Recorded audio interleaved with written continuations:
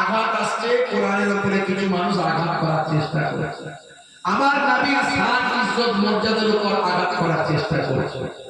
বিগত শত শত বছর ধরে সবচেয়ে বেশি কোরআনের উপরে এবং আমার নবীর সম্মানের উপরে আঘাত করার চেষ্টা করেছে। কেন ভাই, কেন করেছে? আমার নবী তো কোনো মানুষের উপর আঘাত, কোনো ধর্মের উপর, কোনো বর্ণের উপর আঘাত করেনি, বরং সকলকে ঐক্যবদ্ধ করেছে, সম্মান করেছে। কোরআন বলে দিয়েছে, ভাই ভাই তোমার যদি ইসলাম মানতে না ইচ্ছা করে মেনো না, মেনো না। তুমি যাকে, তুমি যার ইবাদত করো তা করো, আমি যার ইবাদত করি করি। কোরআন তো বলেছে, বলেনি? বল ইয়া আইয়ুহাল কাফিরুন, হে অবিশ্বাসীরা। অনেকে কাফের শব্দ শুনলে মনে করে গাল, গালমন্দ মনে করে। এখন তো ইন্টারনেটের যুগ ভাই, আপনি যা কিছু সার্চ করা দরকার সব গুগলে গিয়ে সার্চ করুন না।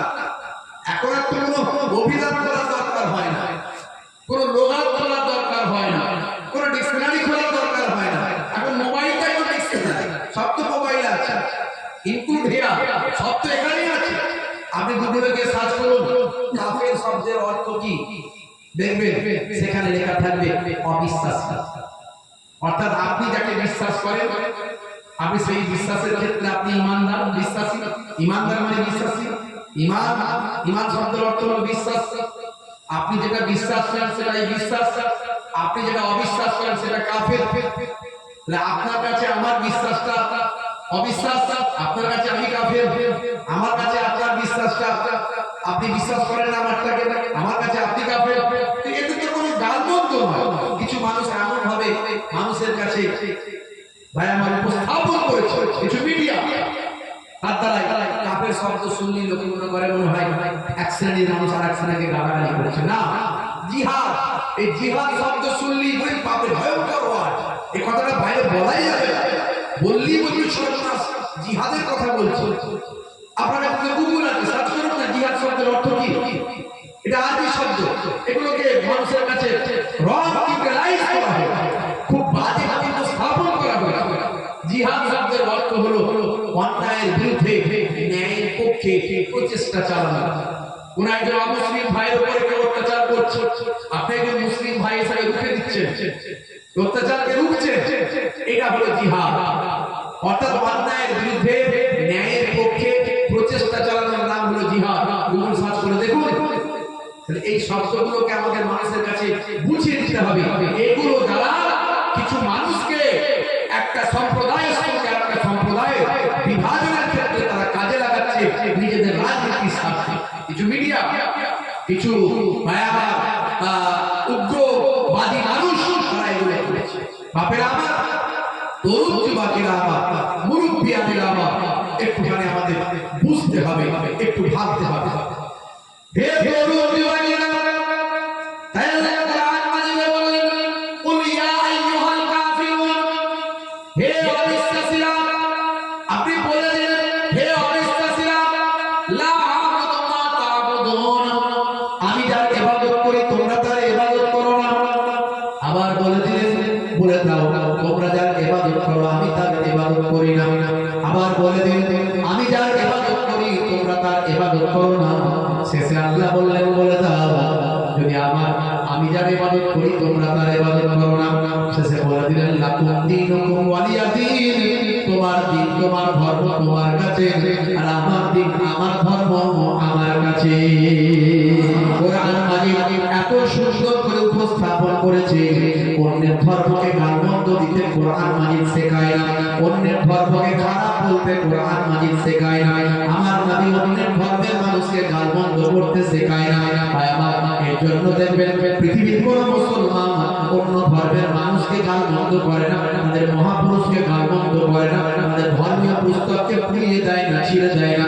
কিন্তু পৃথিবীর অন্যান্য অনেক সম্প্রদায়ের মানুষকে দেখা যায় কোরআন মাজিদ পুড়িয়ে দিতে আমাদের নবীকে নিয়ে কটূক্তি করছে। তার কারণটা কি? তার কারণ হচ্ছে চুরি কোথায় হয়, চুরি কোথায় হয়? সবজির দোকানে না, সোনার দোকানে কোথায় হয়? দোকান যদি সবজির হয় চুরি হবে ভাই? হবে না। দোকান যদি সোনার হয় সুযোগ পেলেই চুরি হয়। ঘন ঘন চুরি করার মাত্র সেখানে চুরি করার টেন্ডেন্সি সেখানে যায়। পৃথিবীতে ইসলাম হলো সোনার ধর্ম, চুরি করার চেষ্টা বারবার করা হয়েছে, এই জন্য ইসলামের প্রতি এতবার করা হয়েছে। আল্লাহ বলছেন পারবে না, কারণ ইন্নাদ-দীনা ইনদাল্লাহিল ইসলাম, আমি আল্লাহ আমার মনোনীত ধর্ম হলো ইসলাম। কোরআনের বিরুদ্ধে যতই ষড়যন্ত্র করো কোরআনকে ধ্বংস করতে পারবে না, কারণ আমি আল্লাহ বলছি নাহানু নাযালনাস যিকরা ওয়া ইন্না লাহু লাহাফিজুন। এই কোরআন মাজিদ আমি আল্লাহ নাযিল করেছি, আর এর হেফাজতের দায়িত্বটাও আমি আল্লাহ গ্রহণ করেছি। জোরে হবে না?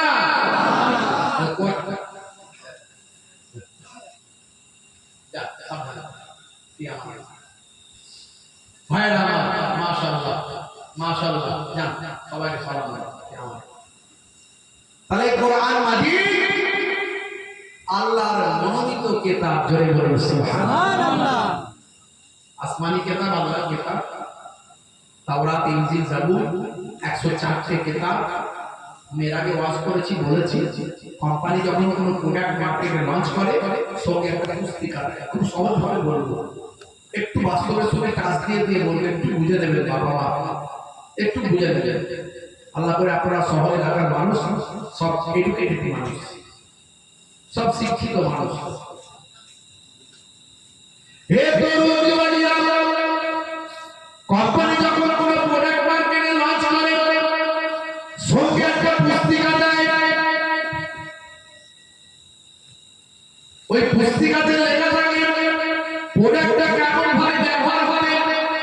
এসি কিনতে যাবেন পুস্তক পাবেন, মোবাইল কিনতে যাবেন পুস্তক পাবেন, ট্যাব কিনতে যাবেন পুস্তক পাবেন, কম্পিউটার কিনতে যাবেন পুস্তক পাবেন। হে তরুণ যুবকেরা, হে আমার বন্ধুরা, আমার আল্লাহ পৃথিবীর জমিনে মানুষ নামক প্রোডাক্ট যখন থেকে পাঠাতে শুরু করেছেন, যুগে যুগে যুগে যুগে আমার আল্লাহ প্রত্যেকটা যুগে দিয়ে একটা করে পুস্তক সঙ্গে দিয়েছেন। কখনো ইনজিল দিয়েছে ঈসা নবীর জামানায়, কখনো তাওরাত দিয়েছে মুসা নবীর জামানায়, কখনো জাবুর দিয়েছে দাউদ নবীর জামানায়, কখনো আদম নবীর জামানায় সাফায়া একটা সহিফা দিয়েছেন, কখনো ইব্রাহিম নবীর জামানায় সহিফা দিয়েছেন। যুগে যুগে আমার আল্লাহ মানুষকে এমন ভাবে ব্যবহার হবে সেই পুস্তকে লিপিবদ্ধ করেছেন। আর 1450 বছর আগে কিয়ামত পর্যন্ত মানুষ যত আসবে তার জন্য আমার আল্লাহ একটা পুস্তক দিলেন, পুস্তকটার নাম হলো আল কোরআন। এখানে সব লেখা আছে। আমার আপনার নবীর সবচেয়ে বড় মুজিজা হলো আল কোরআন। মুজিজা মানে অলৌকিক, অলৌকিকত্ব, অলৌকিকত্ব। অন্যান্য পয়গম্বরদের আল্লাহ কিছু অলৌকিক ক্ষমতা দান করেছিলেন। মুসা নবী হাতের লাঠি ছাড়লেই তার আশাটা ছেড়ে দিলে বিরাট সাপ হয়ে যেত।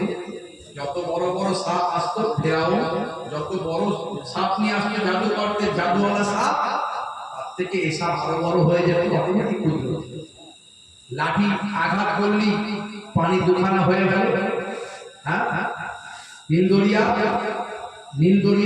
পারে গিয়ে আল্লাহ বলেন, মুসা আপনার লাঠিটা দিয়ে আঘাত করুন।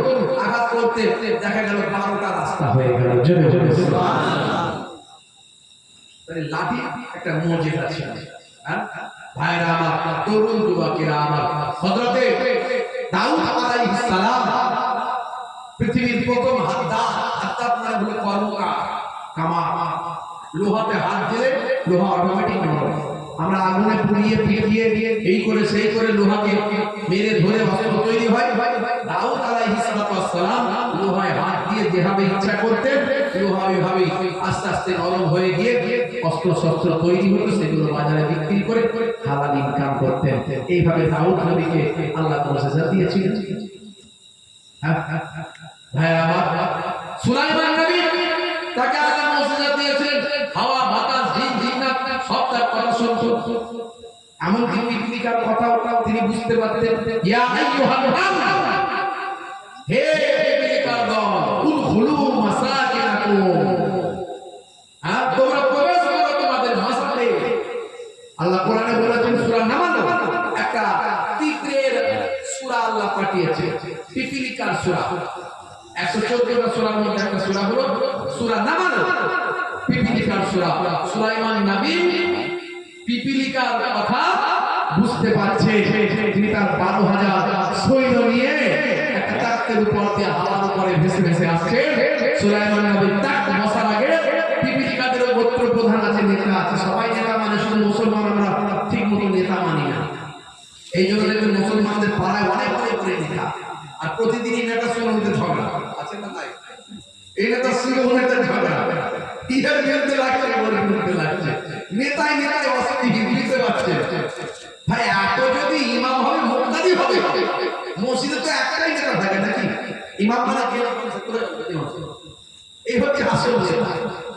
এই গোটা গ্রামের মধ্যে পাড়ার মধ্যে মসজিদে একটা, ইমামও একটা, আর ইমাম মানে ইমাম মানে কি? ইমাম মানে হলো নেতা, এই হলো নেতা। কিন্তু সেই নেতাকে আমরা বলি ডুপ্লিকেট নেতা। এই নেতা কি কাজ করে না, আমার ছেলের বিয়ে হবে, ইমাম সাহেব তাড়াতাড়ি চলা পড়ে একটা সামনে আছে, কি হলো ইমাম সাহেব কি করছে? ইমাম সাহেব খেদমত করছে কাদের? ওই বিড়িখোর, তারপরে সিগারেট খায়, সুদের ব্যবসা আছে, সোনার ব্যবসা, বাংলাদেশ সেখান থেকেও সোনার ব্যবসা হালাল করছে না হালাল করছে আল্লাহ জানে। তারা এসে খাবে আর ইমাম সাহেবকে দস্তরখান দিচ্ছে, পানি নিয়ে আসছে, খাওয়াচ্ছে, হাত খাওয়াচ্ছে। কোন নেতাকে কোন জায়গায় কাজে লাগাচ্ছে চিন্তা করে ভাবুন। আপনাদের ভালো এখানে পড়ে না, আমি বলছি আছে নেতা হলো ওই রকম ভাইরা আমার। ওই পিঁপড়েরও নেতা আছে, লিডার আছে, সেই লিডার কি বলছে সুলাইমান নবীর কানে আল্লাহ শুনিয়ে দিচ্ছে। সুলাইমান নবী সমস্ত ভাইরা আমার জীব জন্তু পশু পাখি সব ভাষা বুঝতে পারতেন, জেনে বলে সুবহানাল্লাহ। এটা তার মুজিজা।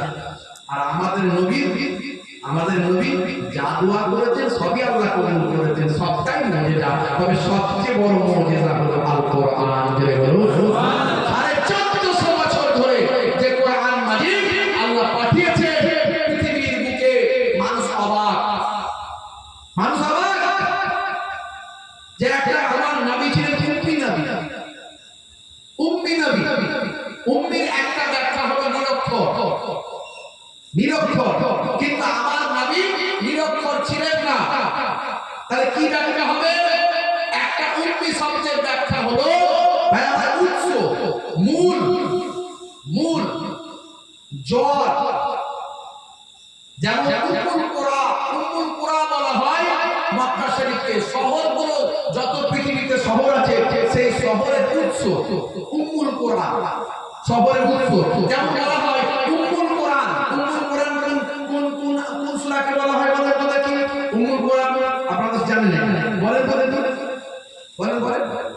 উম্মুল কোরআন কোন সূরাকে বলা হয়? সূরা ফাতিহা না? বলেন সূরা ফাতিহা। হ্যাঁ, উম্মুল কোরআন, কোরআনের মা। আমার নবী কাটা ভাই আমার উম্মত থেকে উম্মি মানে সমস্ত কিছুর মূল আমার নবী করেছিলেন। সেই নবী থেকেই পৃথিবীতে সবকিছু। এই জন্য বলা হয় নবীর নূরকে আল্লাহ সবচেয়ে আগে সৃষ্টি করেছেন। সেই নবীর নূর থেকে সারাকুল কায়নাতকে সৃষ্টি করেছেন। জোরে হবে না? আরেকটা শব্দ, এই শব্দের অর্থ হয় নিরক্ষর। এর দ্বারা আল্লাহ বুঝিয়ে দেন যে আমার নবী দুনিয়ার কোন মানুষের কাছে প্রথাগত শিক্ষা লাভ করেননি। তার মানে এই নয় যে আমার নবী অক্ষর জ্ঞান ছিল না। অনেক প্রমাণ আছে আমার নবী নিজে লিখে দিয়েছে, আমার নবী নিজে লিখে দিয়েছে, এরকম অনেক প্রমাণ আছে। ভাইয়া নবী নিরক্ষর ছিলেন না, কিছু বক্তা এখন বলে নবী নিরক্ষর ছিলেন, নবী অশিক্ষিত ছিলেন। না, আমার নবী শিক্ষিত, আমার নবীর অক্ষর জ্ঞান ছিল, কিন্তু প্রথাগত দুনিয়ার কোন শিক্ষকের মাধ্যমে আমার নবী শিক্ষিত নন। আমার নবীকে আল্লাহ স্বয়ং শিক্ষা দান করেছেন। আল্লাহ তাকে বয়ান শিখিয়েছেন। এই বয়ানের ব্যাখ্যা মানে দুনিয়া আখিরাত ভাই আমার জগতের যা কিছু আছে সবের জ্ঞান। জোরে বলুন সুবহানাল্লাহ। জোরে হবে না? সব কিছুর জ্ঞান আল্লাহ স্বয়ং শিখিয়েছেন। যেন ভবিষ্যতেও কি হবে আমার আল্লাহ নবীকে দিয়ে বলিয়ে দিয়েছেন, বলে দেন।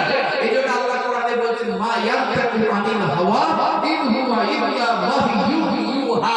আমার নবী নিজের ইচ্ছায় কোনো কথা বলেন না যতক্ষণ না আমি আল্লাহ ওহী দিয়ে না জানিয়ে দিই। কিছু মানুষ এর অর্থটাকে একটা একটা বাহ্যিক অর্থ করে, তো এই বাহ্যিক অর্থ করে গিয়ে মানুষের মধ্যে বিভ্রান্ত, আরে বোঝার ভুলের জন্য বড় বড় বক্তা, বাংলাদেশের নাম করা বক্তা বলে দিচ্ছে আমার নবী অশিক্ষিত ছিলেন, আমার নবী নিরক্ষর ছিলেন।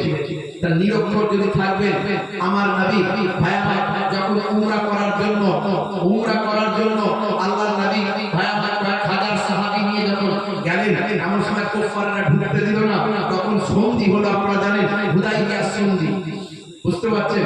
ভায়া সেই গাছের তলায় যে সন্ধি হলো, সেই সন্ধির সময় কুফারদের সঙ্গে সন্ধি হচ্ছে। আলী মুর্তজা কারামাল্লাহ ওয়াজহু সন্ধিপত্র লেখার পরে লিখলেন মুহাম্মাদুর রাসূলুল্লাহ মিন মুহাম্মাদুর রাসূলুল্লাহ সাল্লাল্লাহু আলাইহি ওয়াসাল্লাম, মুহাম্মদ রাসূলুল্লাহ সাল্লাল্লাহু আলাইহি ওয়াসাল্লামের পক্ষ থেকে। তখন কুফারদের সরদার বলল, আরে রাসূলুল্লাহ যদি মেনে নেব তাহলে তো ঝগড়া কিসে, নবী বলেই তো মানি না, আল্লাহ রাসূল বলেই তো মানি না, কি লিখতে হবে? লিখতে হবে মুহাম্মদ বিন আব্দুল্লাহ।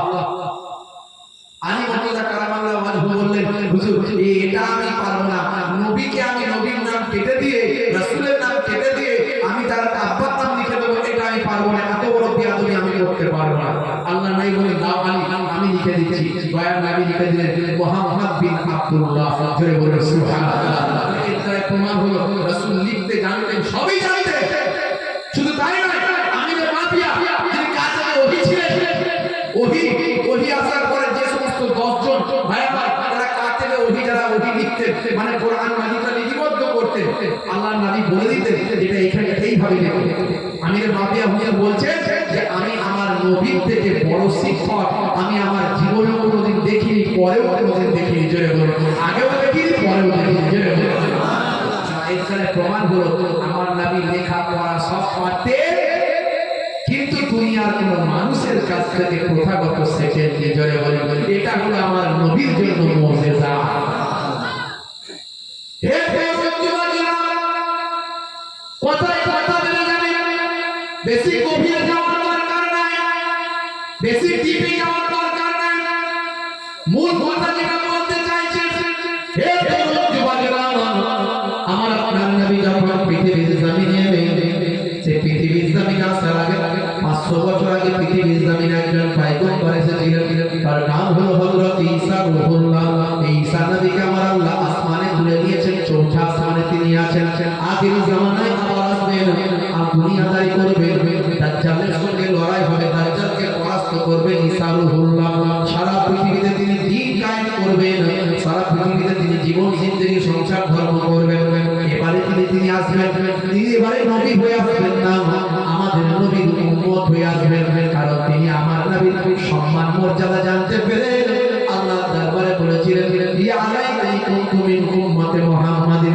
হায় হায়, আমি যদি উম্মতে মুহাম্মাদি হয়ে যেতাম, আমার আল্লাহ তার দোয়াকে কবুল করবেন। তিনি দুনিয়াদারি করার পরে যখন ইন্তেকাল করবেন, আল্লাহর নবীর রওজা মুবারকের পাশে হযরতে আবু বকর সিদ্দিক হুজুরের রওজা, হযরতে ওমর ফারুক হুজুরের রওজা, আর একটা রওজার জায়গা খালি আছে, সেই জায়গাতে আখিরি জামানায় হযরত ঈসা রূহুল্লাহ তিনি আমার নবীর উম্মত হিসাবে এসে দুনিয়াদারি করার পরে যখন ইন্তেকাল করবেন, রাসূলের রওজা মুবারকের ভিতরেই, রাসূলের রওজা মুবারকের পাশে দিয়ে ঈসা রূহুল্লাহ রওজা হবে।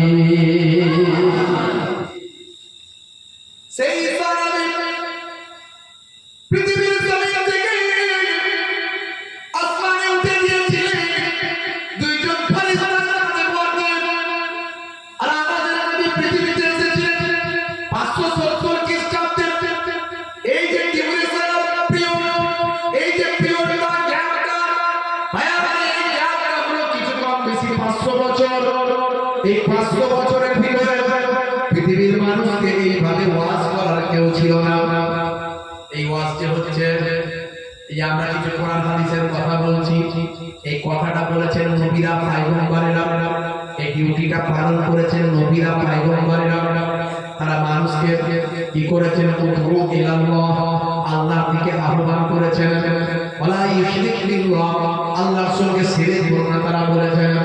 তারা বলেছেন ভাই আমার দ্বীনের কথা, কোরআনের ভাই আমার আল্লাহর দ্বীনের কথা তারা বলেছেন, ইসলামের দিকে আহ্বান তারা করেছেন। কিন্তু আমাদের নবী 1450 বছর আগে তিনি এই ওয়াজটা তিনি করতেন মানুষের মাঝখানে। এখন আমাদের নবী চলে যাওয়ার পরে মানুষের কাছে দেওয়া হয়েছে। নবী বলে দিয়েছেন কোরআনের ইলম যারা জ্ঞান অর্জন করবে, হাদিসের ইলমের জ্ঞান অর্জন যারা করবে, যিনি জ্ঞান অর্জন করল, জ্ঞান বিতরণ করল, মান আল্লামা ইলমান, যিনি জ্ঞান অর্জন করলেন বিতরণ করলেন, আল কিয়ামত পর্যন্ত সাদকায়ে জারিয়া সব মারা যাওয়ার পরে কিয়ামত পর্যন্ত কবরে পড়ে পড়ে পাবে। এই জন্য আল্লাহর নবী বলেছেন যারা এই কোরআনের জ্ঞান অর্জন করে মানুষের কাছে পৌঁছে দেবে তারা হলো আলিমে হাক্কানি, তারাই হলো ওয়ারাসাতুল আম্বিয়া। দয়ার নবী তাই বলেছেন আল উলামা ওয়ারাসাতুল আম্বিয়া, আলিমে হাক্কানিরা হলো নবীদের বংশধর। ইসলামের মধ্যে কোনো রাজতন্ত্র নাই বাবা, পীরতন্ত্র নাই। পীরের ছেলেই পীর হবে, সাধারণ ঘরের ছেলে হবে না। হুজুরের ছেলেই হুজুর হবে, সাধারণ ছেলে হবে না। আপনার ঘরের ছেলেটাও পীর হতে পারে, ওলি হতে পারে, হুজুর হতে পারে, বক্তা হতে পারে, মৌলানা হতে পারে, আলেম হতে পারে। মাশাআল্লাহ ভাইরা আমার, তরুণ যুবকেরা আমার, মুরব্বিয়ানেরা আমার, যে আলেমরা তারা কাল কিয়ামত পর্যন্ত মানুষকে এইভাবে ওয়াজ শোনাতে থাকবে, শোনাতে থাকবে। কিছু ভণ্ড আছে, সব তো আর ভালো থাকে না, কিছু ভণ্ড সব জায়গাতেই থাকে, সব ধর্মে, সব প্রফেশনে, সব জায়গাতে থাকবে, কিছু থাকবে। সেগুলোকে ধরলে তো চলবে, ভালোগুলোকে নিতে হবে, খারাপগুলোকে বাদ দিতে হবে। আমাদেরকে বুঝে নিতে হবে, আল্লাহ আমাদের দিমাগ দিয়েছে, জ্ঞান দিয়েছে, কে ভালো আর কে মন্দ বুঝে নিতে হবে। বাপেরা আমার, তরুণ যুবকেরা আমার, মুরব্বিয়ানেরা আমার, হে জওয়ান যুবকেরা, ওই যে 500 বছর কোন নবী ছিল না, ভালো করে শুনবেন, একেবারে একটা ছোট্ট প্যাকেজের ওয়াজ আপনাদেরকে করে দিয়ে যাচ্ছে, একটা প্যাকেজের ওয়াজ, একটা ছোট্ট প্যাকেজ আপনাদের মাঝখানে তোলার চেষ্টা করছি। মনোযোগ দিয়ে শুনবেন, নাহলে গন্ডগোল হয়ে যাবে। এই যে 500 বছরে কোনো নবী ছিল না, কোনো রাসূল ছিল না, এই নবী না থাকার কারণে, রাসূল না থাকার কারণে মানুষ অনাচার, অত্যাচার, মাইট ইজ রাইট, জোরজার মূল্যকার, এমন কোনো অপরাধ ছিল না তারা করেনি। খুন, রাহাজানি, অত্যাচার, অবিচার, দুর্বলের উপর সবল অত্যাচার, ছোটদের উপর বড়দের অত্যাচার, গরিবের উপর ধনীদের অত্যাচার তারা চলতে শুরু করে। জোরজার মূল্যকার, এক কথায় এমন কোনো অপরাধ ছিল না তারা করেনি। ভয়ঙ্কর অপরাধ করত তারা। এক একটা যুদ্ধ স্থায়ী থাকতো প্রায় 40 বছর, 50 বছর ধরে যুদ্ধ স্থায়ী আছে, যুদ্ধ চলছে, বন্ধ হওয়ার নাম নেই। একটা যুদ্ধ 40 থেকে 50 বছর ধরে চলছে, বন্ধ হওয়ার নাম নাই। মানে কত মানুষ মারা যাচ্ছে একবার ভাবুন।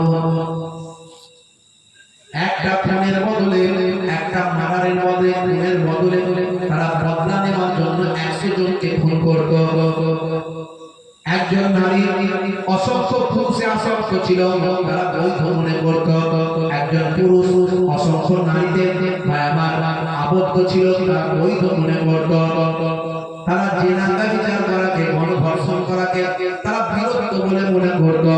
আচ্ছা বলুন তো দেখি, এই যে আপনাদের মাঝখানে চিত্রটা তুলে ধরলাম, সেই চিত্রটার কিছুটা কি বর্তমান সময়ে পাওয়া যাচ্ছে না, যায় নাই? পাওয়া যাচ্ছে না, যায় না?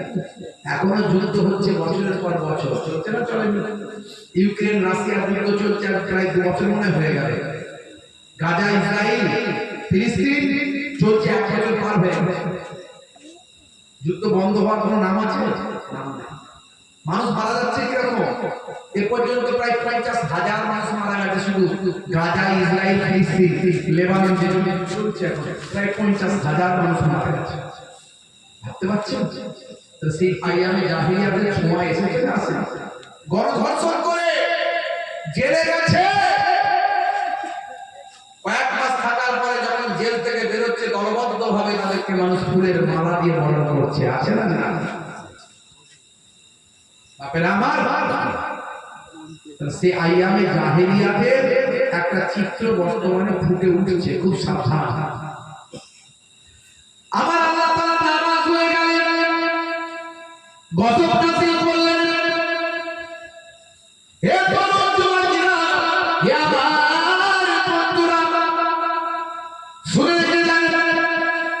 মুসলিম তুমি নামে হয়ে আছে আমি হলে না ভাই মুসলিম দেখো অপরাধে তো কেন হয় মুসলিম তুমি কোরআন হাদিস পড়তে জানো না মুসলিম তুমি মসজিদেতে নামাজ এলে না মুসলিম তুমি নামে হয়ে আছে মুসলিম তুমি নামে মুসলিমের পথে সমাজ বদলাবে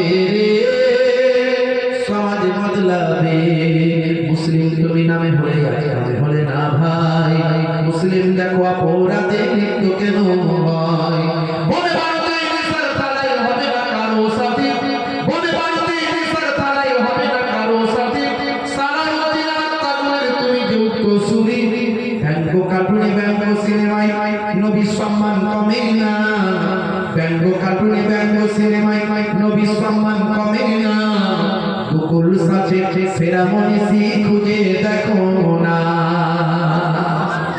জোরে হবে না গুগল সার্চ করে দেখুন হু is the greatest person in the world গুগলে গিয়ে আপনি লিখুন পৃথিবীর কিছু কম বেশি 800 কোটি মানুষের 400-500 কোটি মানুষ গুগল ফলো করছে বর্তমানে সেই গুগলে গিয়ে লিখুন who is the greatest person in the world Google আপনাকে আনসার দেবে greatest person in the world prophet মুহাম্মদুর রাসূলুল্লাহ সাল্লাল্লাহু আলাইহি ওয়াসাল্লাম কত উদাহরণ দেব অনেক দিয়েছি ইন্টারনেটে আছে পাবেন এনসাইক্লোপিডিয়া বিশ্বকোষ বিশ্বকোষের নাম কেন জানেন বিশ্বকোষের রাইটার বলছেন মুহাম্মদ সাল্লাল্লাহু আলাইহি ওয়াসাল্লাম has been the most practical and most successful of all prophets Muhammad সাল্লাল্লাহু আলাইহি ওয়াসাল্লাম একজন অতি বাস্তববাদী অতি সফলকামী সমস্ত নবীদের চেয়ে বলেন সুবহানাল্লাহ বিভিন্ন ঐতিহাসিক হিস্টোরিয়ানরা নবী সম্পর্কে কথা বলেছেন পলিটিশিয়ানরা কথা বলেছেন বিভিন্ন বৈজ্ঞানিকরা বিভিন্ন লেখকরা মাইকেল হার্ট দ্য 100 নামক একটা বই লিখলেন যেটা পৃথিবী বিখ্যাত সেই বইটা ইন্টারনেটে সার্চ করলে পাবেন পৃথিবী বিখ্যাত একজন রাইটার নাম হলো মাইকেল হার্ট 100 জন পৃথিবী বিখ্যাত সেরা মনীষীদের নামের তালিকা তৈরি করলেন এক নম্বরে আমার নবীর নামটা লিখলেন সুবহানাল্লাহ জোরে হবে না সুবহানাল্লাহ লোকে জিজ্ঞাসা করলে হে মাইকেল হার্ট আপনি এক নম্বরে কেন এই ব্যক্তির এইরকম মহাপুরুষ কেন তাকে করলেন না ওনাকে কেন করলেন না মাইকেল হার্ট বললেন ইনি একজন এমন মহাপুরুষ যিনি 1450 বছর আগে যে কথাগুলো বলেছেন একটাও বৃথা নয় একটাও বাজে নয় আজকের যুগেও এই আধুনিকতার যুগেও 1450 বছর আগের পুরানো কথাগুলো সবটাই প্রাসঙ্গিক এবং বাস্তবসম্মত সুবহানাল্লাহ আমার নবী তাহলে সেই জন্য আমার নবী তো নিজের ইচ্ছাই বলেছেন কারণ আল্লাহর দুনিয়ায় আল্লাহর কথাই বলেছেন তাই কিয়ামত পর্যন্ত আমার নবীর কথাগুলো অবাস্তব হবে না সবই বাস্তবসম্মত হবে বিজ্ঞান নবী বলেছেন ডান দিকে কাত হয়ে ঘুমানো বলেছি সব ব্যাখ্যা করেছি সব বৈজ্ঞানিক তথ্যগুলো দিয়েছি আমি ইন্টারনেটে গেলে পাবেন 20 থেকে 25 হাজার বক্তব্য আমার আছে একটা দুটো না 20 থেকে 25 হাজার বক্তব্য তবে একটা করে বলার চেষ্টা করেছি ডান দিকে কাত হয়ে ঘুমাবেন এই কথা আমার নবী 1450 বছর আগে বলেছেন ডান দিকে কাত হয়ে ঘুমাতে হবে আজকের যুগে বিজ্ঞান বলছে বাম দিকে থাকে হার্ট যে বাম দিকে কাত হয়ে ঘুমাবে তার হার্টে প্রেসার করতে পারে ব্লাড সার্কুলেশনের সমস্যা হতে পারে শরীরের ব্যাধি হতে পারে আরো ডিটেইলস অনেক কিছু আছে তো ডান দিকে কাত হয়ে ঘুমানো যদি অভ্যাস করে এটা একটা নার্ভাল মানে একটা নার্ভের একটা সিস্টেমের সঙ্গে অ্যাডজাস্টমেন্ট হয় আপনি এক সপ্তাহ যদি ডান দিকে কাত হয়ে ঘুমানো অভ্যাস করেন আপনাকে আর ইচ্ছা কিছু হবে ডান দিকে কাত হতে হবে না অটোমেটিক আপনি শোবে ডান দিকে চলে যাবেন এটা নার্ভাল সিস্টেম নার্ভের সঙ্গে অ্যাডজাস্টমেন্ট একটা হয়ে যাবে তো আপনি ডান দিকে কাত হয়ে অভ্যাস করেন যদি ঘুমানো আপনার স্বাস্থ্যের জন্য উপকার নবী যা বলেছেন বসে পানি পান করা চেটে বুঝে খাওয়া হ্যাঁ বসে পেচ্ছাপ করা পেচ্ছাপ করে ধৌত করা খাতনা করা যা বলেছে এভরিথিং সব পেটটাকে খাওয়ার আগে 3টে ভাগে ভাগ করা নবী যা বলেছেন রাস্তা দিয়ে যাবে পেরে পড়ে আছে পাথর পড়ে আছে ছোট ছোট কষ্টদায়ক বস্তুগুলোকে সরিয়ে দেওয়া রাস্তায় যখন যাবেন একে অপরকে সালাম দেবেন সালাম দেওয়ার মধ্যে আমরা খুঁজে পেয়েছি বুঝতে পারছো সালামের মধ্যে বাস্তবতা আছে আসসালামু আলাইকুম মানে তোমার উপরে আল্লাহর শান্তি বর্ষিত হোক ওয়া আলাইকুম আসসালাম মানে কি তোমার উপর আল্লাহর শান্তি বর্ষিত হোক। যারা বলে good morning, good evening, good নুন, গুড আফটারনুন, গুড নাইট, সবসময় গুড, সবসময় গুড। আচ্ছা রাতের বেলা আপনি একজনকে বললেন গুড নাইট, ঘুমাতে যাওয়ার আগে আপনার বন্ধু, তাকে বললেন গুড নাইট। সে বলছে ভাই আমার পাতলা পায়খানা 35 বার 34 বার বমি হয়েছে, আমি এখন ডাক্তারখানায় যাচ্ছি, আমার গুড নাইট নাইট ভাই ব্যাড নাইট হয়ে গেছে। কিন্তু যদি আপনি জানেন আসসালামু আলাইকুম, সে গুড হোক আর ব্যাড হোক সব সময় আল্লাহর শান্তি বর্ষিত হোক, কথা ঠিক না? এর মধ্যে বাস্তবতা আমি কত উদাহরণ দেব। এমনকি কোরআন মাজিদ বলছে, কোরআন মাজিদের ধারণা দিয়েছি কেন, কোরআন মাজিদের প্রশ্ন, কোরআন মাজিদ থেকে এত আলোচনা, এত তথ্য, এত ভয়াবহ কথা, এত কনভারসেশন, এত লেকচার, এত গবেষণা, কোরআনের সমালোচনা করছে কিছু মানুষ, কোরআন ছেড়ে ফেলছে, আছে না নাই? কারণ কোরআন তো সোনার দোকান, সোনার দোকানে চুরি হওয়ার চেষ্টা করবি, সহ্য করতে পারছে না, বুঝতে পারছে? কোরআন মাজিদ যা বলছে আজকের দিকে সব বিজ্ঞান সম্মত মিলে যাচ্ছে। আশ-শামসু ওয়াল কামারু বিহুসবান, কোরআন মাজিদ সূরা রহমান খুলুন, সূরা রহমান খুলুন। আশ-শামসু ওয়াল কামারু বিহুসবান, সূর্য এবং চন্দ্র যে যার কক্ষপথে ঘুরে বেড়ায়। আগে বিজ্ঞানীরা বলতো, কোপারনিকাস গ্যালিলিও যখন এসেছিল দূরবীন আবিষ্কার করে বললো না, তার আগে বিজ্ঞানীরা বলেছিল যে পৃথিবী সূর্যের চারিদিকে ঘুরে, সূর্য পৃথিবীর চারিদিকে ঘুরে বেড়াচ্ছে। কোপারনিকাসরা গ্যালিলিওরা এসে বললো না না, আমরা আবিষ্কার করে দেখলাম যে পৃথিবী সূর্যের চারিদিকে ঘুরছে, তাই তো? আবার বর্তমানে এখন নাসা কাসা থেকে ইসরো ফিসরো এরা সব বলছে না, কেউ কারো চারিদিকে চারিদিকে ঘুরছে না, কেউ কাউকে প্রদক্ষিণ করছে না, বরং যে যার নিজের কক্ষপথে ঘুরে বেড়াচ্ছে। আজকের বিজ্ঞানীদের কথাটা আমার কোরআনের সঙ্গে মিলে যাচ্ছে। 1450 বছর আগে আল্লাহ কোরআন বলছে সূর্য এবং চন্দ্র যে যার নিজের কক্ষপথে ঘুরে বেড়ায়, জোরে হবে না? 1450 বছর আগে আল্লাহ কোরআন বলছে ওয়াল জিবালা আওতাদা, ওয়াল জিবালা আওতাদা, পাহাড়গুলোকে আমি আল্লাহ পেরেকের মতো গেড়ে দিয়েছি। পাহাড়গুলোকে আমি আল্লাহ কি করেছি? ভারসাম্য ঠিক রাখার জন্য, পৃথিবীতে ভারসাম্য ঠিক রাখার জন্য পেরেকের মতো গেড়ে দিয়েছি। পেরেক কতটা থাকে? উপরের দিকে একটুখানি বেরিয়ে থাকে, নিচের দিকে সবটাই ঢুকে থাকে। আজকে বিজ্ঞান বলছে, ভূতত্ত্ববিদ যারা গবেষণা করে, যারা ভৌগোলিক বিষয় নিয়ে গবেষণা করে, ভূগোলের উপরে যারা গবেষণা করে, তারা বলছে এই পাহাড়গুলো আমরা যতটা উপরে দেখছি তাই 90%-এরও বেশি মাটির তলায় কারা আছে, জোরে হয় না? একটার পর একটা মিলে যাচ্ছে। কোথায় দুই সমুদ্রের পানির কথা চিন্তা করুন, মারা যান হারাই ইয়াল কাতিয়ান বাইনাহুমা বারযাকুন লা ইয়াবগিয়ান ফাবিআইয়ি আলা'i রাব্বিকুমা তুকাজ্জিবান। সূরা রহমান খুলে দেখুন। এই জন্য বলি কোরআন মাজিদ পড়ুন না বাবা মা, এখন তো মোবাইলের যুগ, এখন তো কোরআন মাজিদ ঘুরে ঘুরে পড়তে হবে। একটা অ্যাপ ডাউনলোড করুন, শিক্ষিত মানুষ আপনারা একটা অ্যাপ, কোরআন মাজিদের অ্যাপ ডাউনলোড করুন, সেটা বাংলায় উচ্চারণ, বাংলায় মানে। আরবি পড়তে পারেন না, বাংলায় উচ্চারণ করুন, বাংলায় মানেটা পড়বেন। টুকটুক করে সময় করতে পারছেন, বাসে বসে আছেন, ট্রেনে বসে আছেন, প্লেনে বসে আছেন, দোকানে বসে আছেন, কারবারে বসে আছেন, খদ্দের নাই, একটু ফ্রি আছেন 2 ঘন্টা, একটু পড়ুন আল্লাহর কিতাবটা, দেখুন কত বড় নিয়ামত। আপনি বুঝতে পারবেন যে কোরআন মাজিদে কি আছে। একবার মানে ওয়ালা কোরআনটা পড়ুন, অন্ধের মধ্যে পড়ে গেলে হবে না, মানে ওয়ালা পড়ুন। জি হ্যাঁ, আমরাও চেষ্টা করছি পুরো কোরআনটাকে মানে সমেত পড়ার চেষ্টা করছি। একবার বুঝতে পারছেন, একবার চেষ্টা করুন, অন্তত আপনার কোরআন মাজিদটাও এক খতম করা হলো। মৃত্যুর আগে আপনি কবরে গিয়ে তো আল্লাহর দরবারে বলতে পারবেন, আল্লাহ তোমার বাণীকে আমি একবার খতম করে এসেছি। কোরআন মাজিদটা ডাউনলোড করুন মোবাইল, একবার আমার নবীর ছোট্ট একটা জীবনী ডাউনলোড করুন, একবার একটা জীবনীটা পড়ুন। আমার নবী কে, who is person, who is man, কে সেই ব্যক্তি, একবার জানুন তার সম্পর্কে। আমরা মোবাইলে বিভিন্ন রকম ভিডিও দেখি, আনন্দ পাই, গেম, ছেলেরা সব ফ্রি ফায়ার, পাবজি, আরো কি কি সব ভিড়া ভিড়া ভিড়া, শুধু ভিড়ি, শুধু গুলি করছে, শুধু গুলি করছে, গুলি আর শেষ হয়।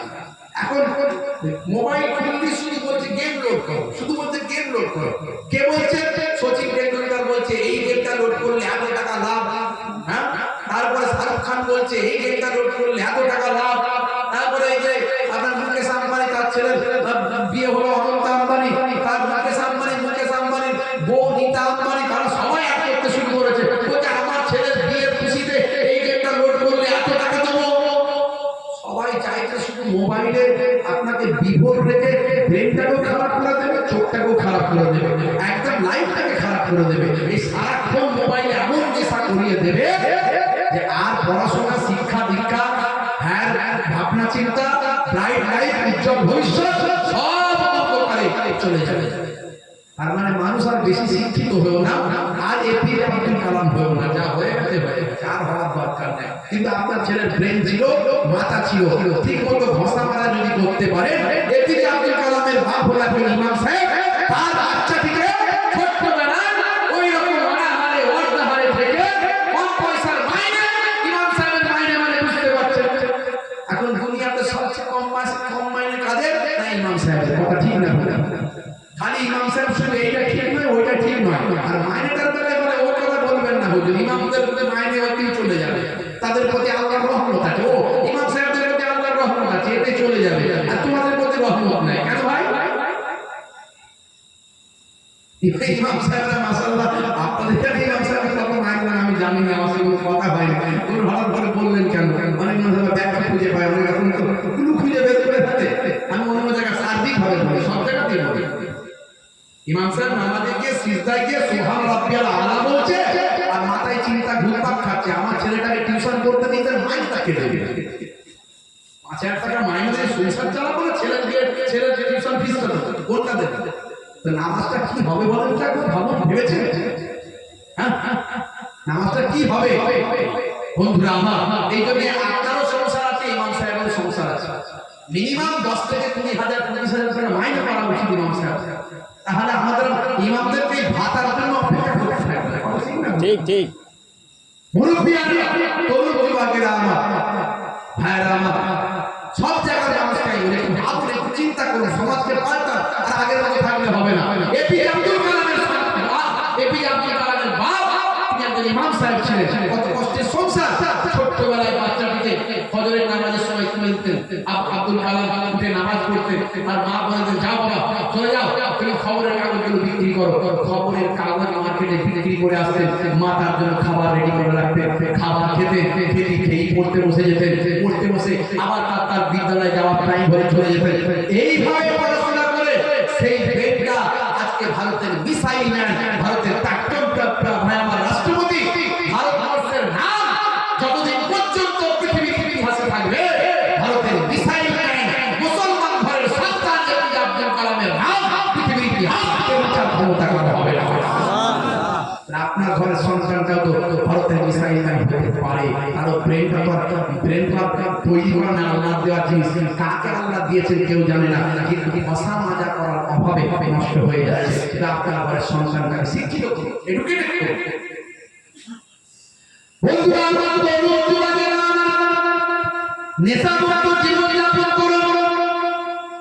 1450 বছর আগে আল্লাহর নবী বলেছেন কুল্লু মুসকিরিন হারাম, প্রত্যেক নেশাগুলো হারাম। আজকের যুগের স্বাস্থ্য বিশেষজ্ঞরা বলছে নেশামুক্ত জীবন যাপন করলে শরীর ভালো থাকবে, আয়ু বাড়বে। তুমি যদি নেশামুক্ত জীবন যাপন করো তোমার লংজিভিটি বাড়বে। মদ খেও না, সিগারেট খেও না, গুটখা খেও না, তিরঙ্গা খেও না, আছে না নাই? আমাদের সমাজের ছেলেরা খায় কি খায় না, ওরে বাপরে হুজুর, খালি নাক দিয়ে টানছে, মুখ দিয়ে ছাড়ছে না, ভুল বললাম, মুখ দিয়ে টানছে, নাক দিয়ে ছাড়ছে, কথা ঠিক না? ফুল পিকআপ মোটরসাইকেল ধরেছে, বড় হাইটে একটা সিগারেট, বাপের কবরের ধারে দিয়ে বুক ফুলিয়ে যায়, বেটা আমার বুক ফুলিয়ে কবরে ধাপ দিয়ে যায়, মুক্তি পাওয়ার আশা করি ফিরে নাহি যায়। উঠে যদি যেতে পেতাম খোদার রাহে ধন বিলাইয়ে দিতাম, দুনিয়ার বুকে লাথি মেরে কবরে আসিতাম। নানা জান ছোট ওদেরকে বলতেন মাঝে মাঝে, মুরব্বীরা শুনেছেন। আজকালকার পোলা দেখো সঠিক পথে চলে না, পিতা মাতা গুরুজনের কথা তারা শোনে না। চুলগুলো ছোট ছোট, প্যান্ট কাটো সাটো, সুজোরা পায়ে দিয়ে পেছনে ব্যাগ নিয়ে, লাল লাল জুতো পায়ে, চোখে কালো চশমা, দুই চোখ মেলে খোঁজে বেদের মেয়ে জোসনা। বাঁকা, কাছে গেলে দেখা যায় সুস্থ ছেলে না, কাছে গেলে দেখা যায় সুস্থ ছেলে না, তিরঙ্গার দুর্গন্ধে টেকা যায় না, তিরঙ্গার দুর্গন্ধে টেকা যায় না। আজকালকার পোলা দেখো সঠিক পথে চলে না, পিতামাতার গুরুজনের কথা তারা শোনে না। যেখানটা বসে সেখানটা চষে দিয়ে বেরিয়ে যায়, আছে না না আপনাদেরকে বেশি হাওড়া জেলার দিকে আছে, আমি বেশি বেশি বলি ওদের জন্যই আমার লেখা। আমি মাঝে মাঝে একটু ভাঙাচোরা করি তো, এই সময় পেলে একটু বাস্তবকে সামনে লিখে ফেলতে। জি হ্যাঁ, ওদের জন্য যথেষ্ট করে বেশি লিখেছিলাম। সাদা সাদা লুঙ্গি, সাদা সাদা গেঞ্জি, টি শার্ট, ফতুই, 10টা 5টা করে পকেট, কোমরটা ভালো করে সাইজ করা, একদম মাল সব ভরা, ভালো চলছে ধান্দা, খাই লাগে না বন্ধা, কারবারে অশান্তি, চালাচ্ছে শান্তি। হৃদয় করবে কমল, চালাচ্ছে বিনয়, সর্বনাশ। হাই রে হাই, যেখানটা বসবে সেখানটা চষে দিয়ে বেরিয়ে যাবে, পুচ পুচ পুচ পুচ। 12 বছরের ঘাস জন্মাবে, দাঁত ঠোঁট জিভ সব এক করে ফেলেছে, সব এক করে ফেলেছে। আবার আমি বেশি বলি, ওই রকম ছেলেগুলো কমিটিতে আছে না সব, আমার সামনে এসে আবার দাঁত বের করে না, কোনো হাসির কথা বলে মুখ থেকে দাঁত থেকে চেপে ধরে দেখি করে হাসে। আমি দাঁত में कुछ काला है, মাঝে মাঝে মুসাফা করতে আসে, মান ভিতরে ঢোকানো আছে, কিন্তু হলে কি হবে, গায়ের কাছে এদিকে বুঝতে পারা যায়, ভয়ঙ্কর গন্ধ। আমার এই তিরঙ্গা গুয়া সিগারেট গন্ধ একদম সহ্য হয় না, বুঝতে পারছো? গায়ের কাছে এদিকে বিপদে পড়ে যায়, কি মুশকিল, কিছু বলতেও পারি না, মনে দুঃখ লেগে যাবে। তো মুসাফা করতে এসছে, আমি মুসাফা দূর থেকে কুকুরটাকে ঘুরিয়ে দিয়ে পড়ি, ওয়ালাইকুম আসসালাম। সে বলে কি হবে, আমাকে তো বিপদে সে ফেলবে, কানের কাছে এসে বলছে হুজুর ক্ষমা করবেন, এই বললো ফেরতটা বেরিয়ে যায়। ভাবছিলাম কিছু বলবো না, কিন্তু বলতেই হলো, পাই না, বুঝতে পারছো? খুব ভয়ঙ্কর কাজ। মদ খেলে তার 3টে লাভ, আমি এর আগে বলেছি, আমাদের কয়েকটা আমার ভাই যারা শুনছেন তারা বলবেন যে আমি রিপিট করছি কথাগুলো, খুব গুরুত্বপূর্ণ, বাস্তব সম্মত বলতে হয়। মদ খেলে 3টে লাভ, বুড়ো হবে না, ঘরে চোর করবে না, কুকুর কাছে আসবে। তো বুড়ো হবে কি করে, চোর পড়বে বা কি করে, আর কুকুর বা কাছে আসবে কি করে? ভাইয়া যে আনুসার অবস্থা হবে, সবসময় রাতের পর রাত জেগেই তো থাকবে। চোর মনে মনে করবে যাবো কি করে, ঘুমান জেগে আছে। আর অল্প দিনে হাতে লাঠি ধরবে, লাঠি ধরলে কুকুর নিজে ভয়ে অস্থির, যে আমাকে মারবে না, আমি কাছে তাড়াতাড়া করবো, কোনটা করবো, কুকুর ভয়ে অস্থির, মার মার ছুট, বুঝতে পারছো? কুকুর কাছে আসবে। আর বুড়ো হবে না, বুড়ো হবে কি করে, বুড়ো হওয়ার আগে কবরডাঙ্গায় চলে যাবে, লিভার শেষ, বুঝতে পারছো? সিগারেট খেলে দেখবেন প্যাকেটে লেখা আছে, কাঁকড়া পিঠে ছবি দিয়ে বড় করে লেখা আছে injurious to health, smoking is injurious to health, স্বাস্থ্যের জন্য ক্ষতিকর। সিগারেট খাওয়ার খেলে ক্যান্সার হয়, সিগারেট খেলে ক্যান্সার হয়, ফুসফুস লাল, আপনার যা কিছু আছে ভিতরে সব লাল কালার, কালারটা কি লাল, ভিতরে গোস্ত কাটবেন দেখবেন রক্ত লাল, তো এই রক্তের জন্য গোস্ত সব লাল হয়ে আছে ভিতরে। আর এই সিগারেট যারা খায় ওদের হাত ফুসফুস সব কালো হয়ে যায়, কালো, দেখবেন ছবিতে আছে, একটু মোবাইল ইন্টারনেট এগুলো সার্চ করবে, এগুলো সার্চ করবে দেখবেন পাবেন। হে যুবকেরা, তোমার ভিতরে লাল পাকস্থলী, খাদ্যনালী, তোমার এই যে স্টমাক, এই যে তোমার যেখানে শ্বাসযন্ত্র, এগুলো সব কালো হয়ে যায়, শ্বাস প্রশ্বাসের সমস্যা হয়, এমন বাড়াবাড়ি হয়ে যায়, নার্ভের সঙ্গে এমন অ্যাডজাস্টেড হয়, এটা টয়লেটে গেলে টয়লেট ঠিক মতো হয় না, বাথরুমে গেলে ঠিক মতো হয় না, উপরে ধোঁয়া মারলে নিচে ক্লিয়ার হয়, কথা ঠিক না আছে না? ভয়ঙ্কর ব্যাপার, ভয়ঙ্কর ব্যাপার। আর যারা এই তিরঙ্গা গুটকা গোয়া এগুলো খায়, এদের নার্ভের সিস্টেমটা খারাপ হয়ে যাবে, এদের অল্পদিন দেখবেন একটা নার্ভের মধ্যে এমন একটা সমস্যা তৈরি হবে, এরা সবসময় ভয় ভয় ভয় ভয় ভয়। আর এদের যৌন সমস্যা দেখা যাবে, ইন্টারনাল সমস্যা এদের মধ্যে তৈরি হয়ে যাবে, নার্ভের সমস্যা তৈরি হয়ে যাবে। এই বেশি বেশি তিরঙ্গা গুটকা যারা খায়, এই দুইটা দেখবেন আস্তে আস্তে বড় ভাগ করতে পারে না, এত তিরঙ্গা গুটকা খায় তা করতে পারে না। হুজুর যদি দৌড়তে যায় আস্তে করে, মানে বড় করে বললে এখানে অবস্থা খারাপ। ভাইরা আমার খুব সাবধান হয়ে যাবে, নেশা থেকে দূরে থাকুন। 1450 বছর আগে আল্লাহর নবী নেশামুক্ত জীবন যাপন করতে বলেছেন, আজকে আজকের যুগের স্বাস্থ্য বিশেষজ্ঞরা বলছে নবী ঠিক বলেছেন। আমার নবী যা বলেছেন আজকের যুগে সব বন্ধুরা আমার তরুণ যুবকেরা এই 500 বছরের কোনো নবী ছিল না। ঈসা নবী চলে গেলেন আকাশে। ঈসা নবীর আলোচনা করতে গেলে সময় যাবে বলবো না। আমাদের নবী পৃথিবীর জমিনে এলেন 500 বছর কিছু কম বেশি গেল। ভাইরা আমার, হে তরুণ যুবকেরা, ইয়া রব্বিয়ানেরা, এই 500 বছরের মানুষ এমন কোনো অন্যায় ছিল না যে করে না। আমার আল্লাহ নারাজ হয়ে গেলেন। আমার আল্লাহ নারাজ হয়ে গিয়ে আল্লাহর রহমতের দরজায় তালা মারলেন। আল্লাহর রহমতের দরজায় তালা লাগিয়ে দিলেন। আসমান থেকে আমার আল্লাহ এক ফোঁটা পানি পৃথিবীর জমিনে নাযিল করেন না। পৃথিবীর মানুষ পানির অভাবে হাহাকার শুরু হয়ে গেল, খরা হয়ে গেল, গাছগুলো সব জ্বলে পুড়ে শেষ হয়ে গেল, ফসলগুলো সব ধ্বংস হয়ে গেল, পশু পাখিগুলো মারা যেতে লাগলো। পৃথিবীর মানুষ হাহাকার করতে লাগলো, হাই পানি করতে লাগলো।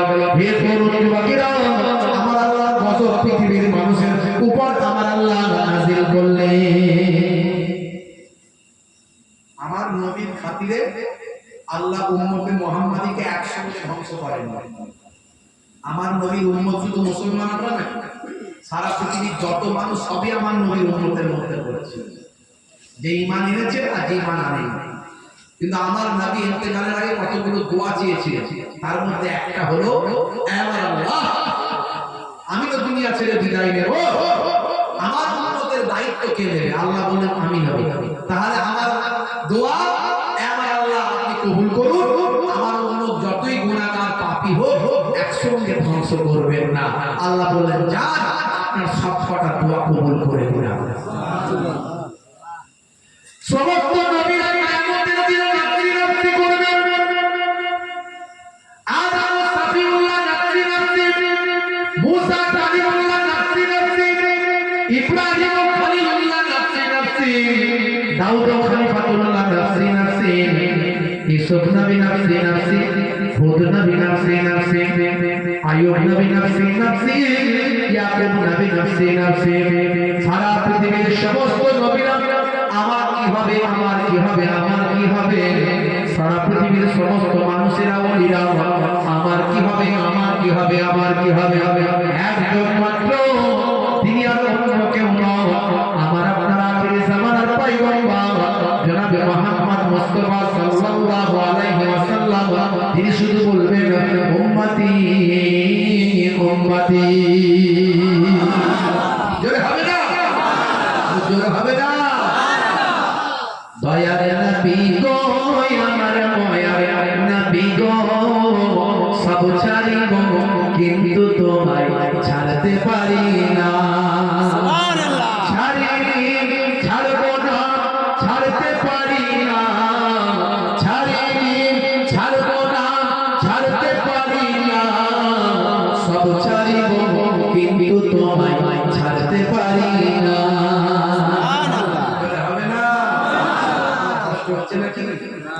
কষ্ট হচ্ছে? কারা কারা চান না হাত তুলে দেখান তো দেখি। খুব শুনতে ভালো লাগছে বলে, আর আমি বলেছি কারা কারা চান না, আপনি বলছেন আমিও চাই না, তাই তো নাকি? আসলে ঝোঁকে ঝোঁকে হয়ে গেছে, একটা ভালো মন নিয়ে শুনছে, ঝোঁকে ঝোঁকে হয়ে গেছে। ডিস ব্রেকটা ঠিকঠাক না লাগাতে পারলি আচার খেতে হবে, কথা ঠিক না বলে একদম। মাশাআল্লাহ মাশাআল্লাহ, আলহামদুলিল্লাহ। বাপেরা আমার, কিন্তু ঘড়ি দুটো বেজে গেছে, টাইম তো আর বেশি নাই। এখন তো আসল যে জায়গায় নিয়ে যেতে চাইছি সেখানে সে পৌঁছায় না। তো একটু শর্টকাটে বলবো, একটু আপনারা বুঝে নেবেন। বন্ধুরা আমার, তরুণ যুবকেরা আমার, হে আমার মুরব্বিয়ারা, শুনে দিন বাবা, আপনারা জানেন আজকে সেই আইয়ামে জাহিলিয়াতের ছোঁয়াটা, চিত্রটা আমাদের মাঝখানে এসেছে। কোরআন মাজিদকে যদি গবেষণা করেন, হাদিস থেকে যদি আপনি গবেষণা করেন, দেখবেন মানুষ যখন অন্যায় করে আমার আল্লাহ গজব দিয়ে তাকে শাস্তি দেয়। আমি আগে বললাম সমস্ত মানুষ যাতে একসঙ্গে গজবে না পড়ে আমার নবী দোয়া চেয়েছেন। তাই এক জায়গার মানুষকে আল্লাহ গজব দিয়ে অন্য জায়গার মানুষ মানুষকে আল্লাহ শিক্ষা দেন। এর আগে আইলা লাইলা দিয়েছেন আল্লাহ, ঝড় দিয়েছেন, তুফান দিয়েছেন, ভূমিকম্প দিয়েছেন। ভাইরা আমার, তরুণ যুবকেরা, পৃথিবীর শ্রেষ্ঠ ক্ষমতাধর দেশটার নাম কি বাবা আপনারা সকলে জানেন? এক বাক্যে বলবেন আমেরিকা। সেই আমেরিকা ফ্লোরিডা বলে একটা শহর। এই কয়েকদিন আগে আপনারা দেখেছেন হেলিকপ্টার পর্যন্ত ডিগবাজি খেয়ে পড়ে আছে। হেলিকপ্টার পড়ে আছে, হেলিকপ্টার পাল্টি খেয়ে পড়ে আছে, গাড়িগুলো চার চাকা উপরের দিকে। মারাত্মক ভয়ঙ্কর ঝড়, 250 খানা বাড়ি মাটির সঙ্গে মিশে গেছে, পুলিশ সাফ হয়ে গেছে। ভাইরা, হাজার হাজার মানুষ বিপদগ্রস্ত হয়ে আছে। আমেরিকার বুকে আল্লাহ ক্ষমতা দেখিয়ে দিয়েছেন। দেখ আমেরিকা, হে পৃথিবীর মানুষ, যে দেশটাকে তুমি মনে করো পৃথিবীর ক্ষমতাশালী দেশ, সেই ক্ষমতাশালী দেশকে আমি আল্লাহ মুহূর্তে ধ্বংস করতে পারি। পৃথিবীর মানুষ, তোমাকে আমি শিক্ষা দিলাম, তোমরা কেমন করে আমার হুকুম থেকে নাফরমানি করো। আল্লাহর কাবা ঘরের যিনি মালিক সে আমি আল্লাহ, সে আমার ইবাদত করা তোমাদের উচিত। আল্লাযী আত'আমাহুম মিন জু', তোমাদের ক্ষুধা লাগলে আমি আল্লাহ খাওয়াই। ক্ষুধা লাগলে কে খাওয়ায়? যারা বলেন কে? একজন বলছে বউ খাওয়ায়। কি করে? বলছে বউ তো রান্না করে, ঠিক আছে, খাওয়ানো মানে তুমি বই তো খাওয়াবো। তাহলে গলায় যদি ক্যান্সার হয়, পেটে যদি ক্যান্সার হয়, ভাই আমার স্টমাক যদি খারাপ হয়ে যায়, পেটে যদি আলসার হয়, গলায় যদি টিউমার হয়, পেটে আর খাবারটা যাবে না, তখন লিকুইড দিয়ে সেলাইনের মাধ্যমে দেওয়া হবে। ভাই খাওয়ানোর মালিক না আল্লাহ? বলতে এবার আল্লাহ।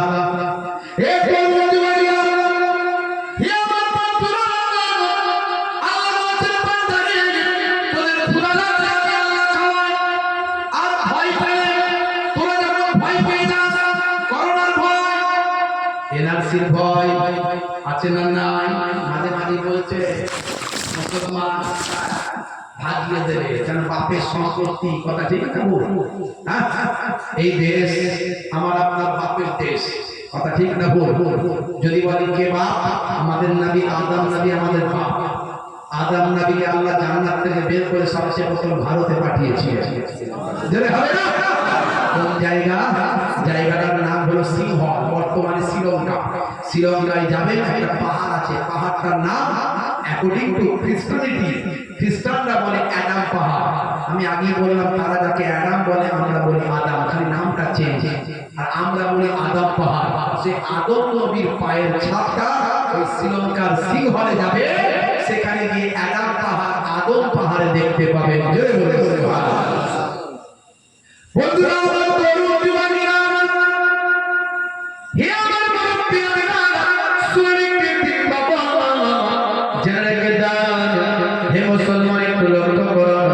একটুখানি খেয়াল করুন বাবা, একটু খেয়াল করুন। আমার আল্লাহ তাআলা আপনাকে আমাকে পৃথিবীর জমিনে পাঠালেন। তৎকালীন যুগে, আজকের যুগে বিভিন্ন জায়গায় আল্লাহ গজব দিচ্ছেন, দিয়ে বলছেন সাবধান হয়ে যাও। সেই সময় আমার আল্লাহ গজব দিয়েছিলেন, আসমান থেকে দীর্ঘদিন ধরে পানি দেন না, পানি বন্ধ করে দিয়েছিলেন। যেদিন আপনার আমার দয়াল নবী পৃথিবীর জমিনে আসবেন, মাতৃগর্ভে স্থান নিলেন, সেই দিন আমার আল্লাহ আসমানের ফেরেশতাকে ডাক দিয়ে বললেন, হে ফেরেশতা, এতদিন পর্যন্ত পৃথিবীর মানুষের কৃতকর্মের অপরাধে আমি আল্লাহ নারাজ হয়ে গিয়ে আসমানের দরজায় তালা মেরেছিলাম পানি দিয়ে। বহুদিন ধরে আকাশ থেকে পানি না হওয়ার কারণে জমিন ফেটে টুকরো হয়ে গেছে, গাছপালাগুলো সব ধ্বংস হয়ে গেছে, মানুষ হাহাকার করছে, খরা হয়েছে। আমার নবী পৃথিবীর জমিনে আসবেন, আর আমি আল্লাহ আসমানের রহমতের দরজায় তালা বন্ধ রাখবো, এটা হতে পারে না। তাড়াতাড়ি যাও, আসমানের দরজার তালা খুলে দাও, জমিনের মানুষকে আনন্দ দাও, আমার নবীর শুভ আগমনে জমিনে রহমতের পানিটা বর্ষণ করে দাও। জোরে হবে না? জোরে হবে না? রবিউল আউয়ালে রহমত ওয়ালা নবী এলো রে। 12 রবিউল আউয়ালে রহমত ওয়ালা নবী এলো রে। সাফাত তাজ পরে জামিনে বরকত ওয়ালা নবী এলো রে। এলো রে ভাই, এলো রে, এলো রে ভাই, এলো রে। কাউসার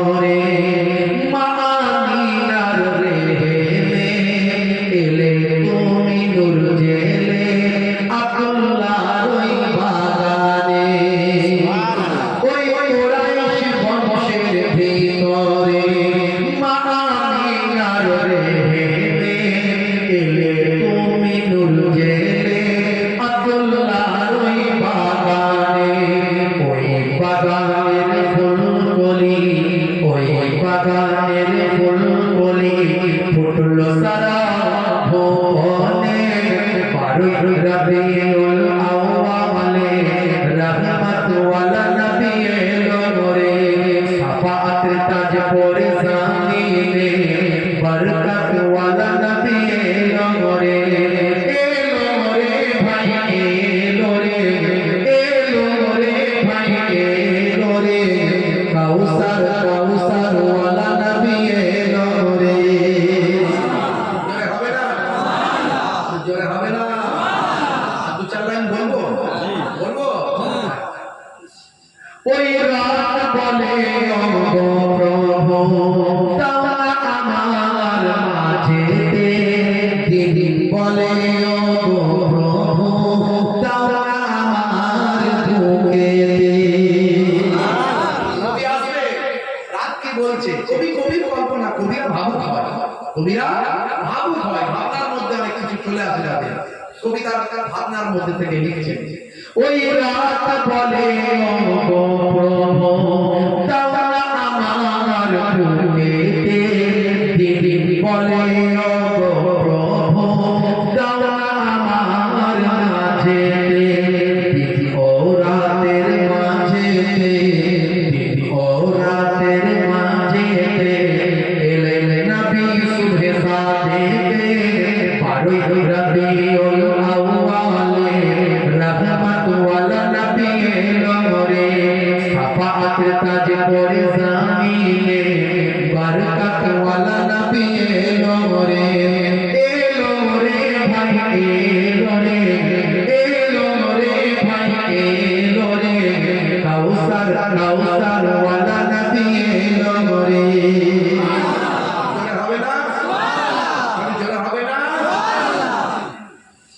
ওই আকাশ বাতাস চন্দ্র তারা খুশিতে তারা মেতেছে আসমানের ভোর বারিশ তারা দেখার পরে উনি মেরেছে হবে না ওই আকাশ বাতাস চন্দ্র তারা খুশিতে তারা মেতেছে আসমানের ভোর বারিশ তারা দেখার পরে উনি মেরেছে দাদু মোতালেব খুশি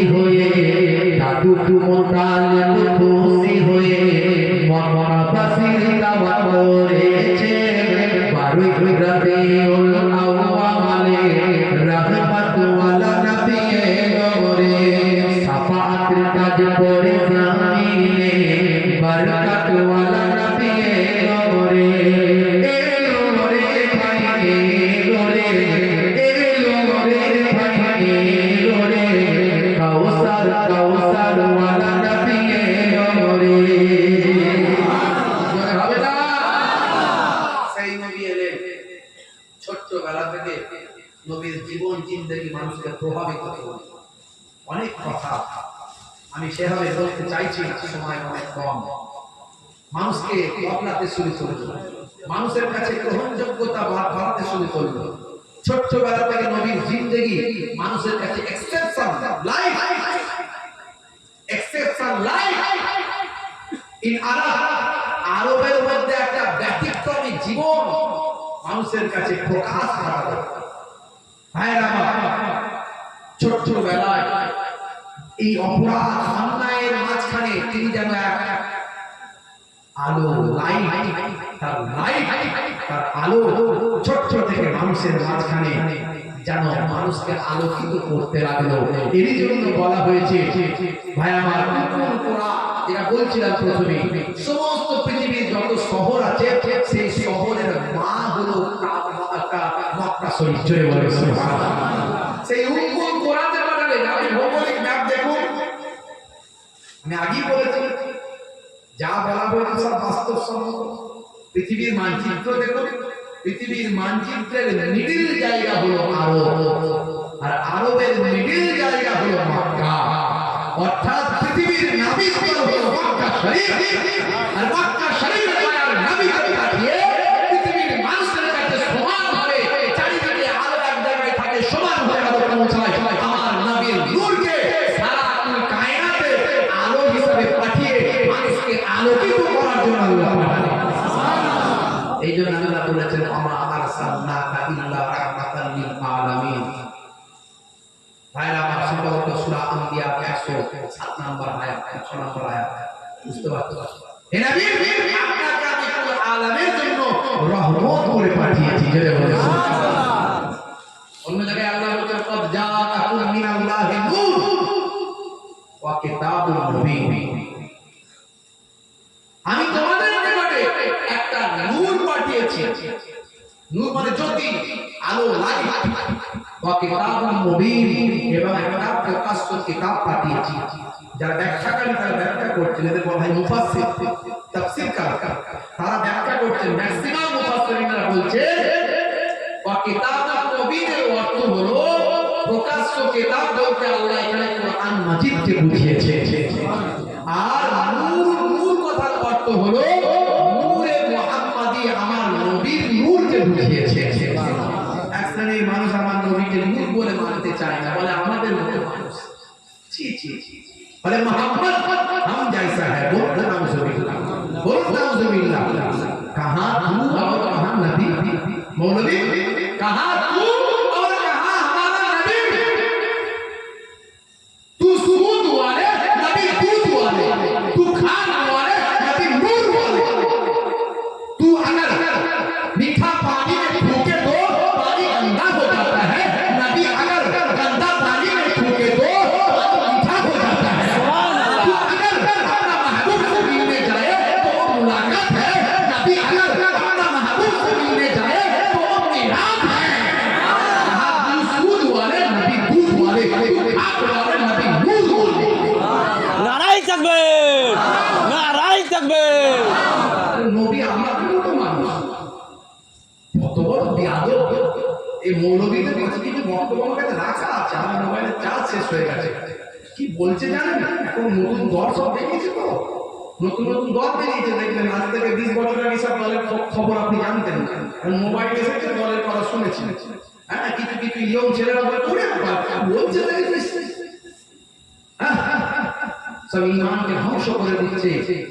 ভাই আমার, ইসরায়েল, আমেরিকা, ব্রিটেন, এরা সব চায় না যে প্রতিনিয়ত কেসিয়াসকে দিয়ে টাইসান, হ্যানম্যান, গ্যালিমিলা, জেনিফার, প্রতিনিয়ত ইংল্যান্ড, আমেরিকায় সবচেয়ে বেশি মানুষ, বিশেষ করে মহিলারা, তারা ইসলাম যে স্বাধীনতা দেওয়া হয়েছে তাই আমার নবীর তারা শিষ্য হয়ে যাচ্ছে। এই ডেভেলপমেন্টকে রুখে দেওয়ার জন্য তারা অনবরত ষড়যন্ত্র চালিয়ে যাচ্ছে। মুসলমানদের মধ্যে থেকে কিছু মৌলবী আলেম ওলামাদেরকে তারা বিক্রি কিনে নিয়েছে, কিনে নিয়ে তাদের পকেটে ডলার ঢুকিয়ে দিচ্ছে, দিয়ে বলছে এই মতবাদ প্রচার করো, এটা ট্রেনিং হচ্ছে। এইভাবে তারা শিক্ষা দিচ্ছে। আজকে আপনি বলুন তো, আপনি শুনলে অবাক হয়ে যাবে। একটা যোগ্য আলেম বলে আমরা জানি, ভাই যে সিলসিলারই হোক, যে মাযহাবীরই হোক, যে আকীদারই হোক, আলেম তো আলেম না, পড়াশোনা করেছে, জ্ঞান অর্জন করেছে। তারা এই কথাগুলো বলে কি করে? বলছে কি জানেন? বলছে আবু জাহেল, আবু লাহাব এরা সব মুসলমান ছিল। তাহলে মুসলমান যদি তারা থাকবে, দ্বন্দ্ব কিসে? আল্লাহ কোরআনের আয়াত নাযিল করলেন তাব্বাত ইয়াদা আবি লাহাবি ওয়া তাব। আছে না নাই? আবু লাহাবের হাত পুরো ধ্বংস হতো। সে আবু লাহাব আমার নবীকে পাথর ছিল মারার জন্য।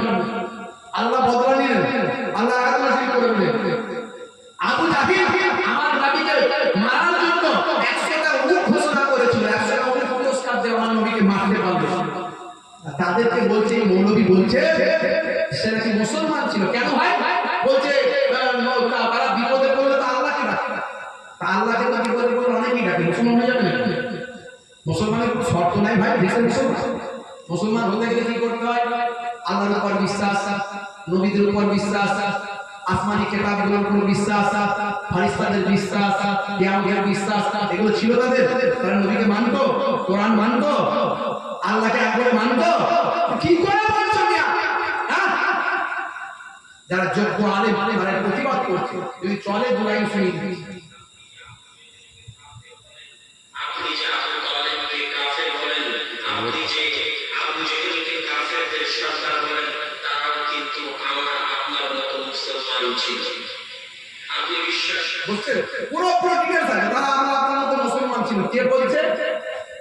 বাংলাদেশের একজন নাম করা আলেম, অন্য সিলসিলা, অন্য আকীদা, মানে তার বাপের এরকম কথাবার্তা বলে।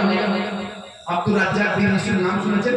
তার ছেলে সেও যোগ্য আলেম, সেও যোগ্য আলেম, আব্দুল্লাহ বিন আব্দুর রাজ্জাক বিন ইউসুফ, ভাইরা সেও যোগ্য আলেম।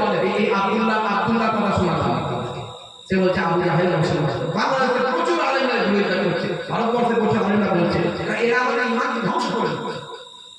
আবু জাহেলকে মেরেছিল কে? গিয়ে দেখে আসবেন।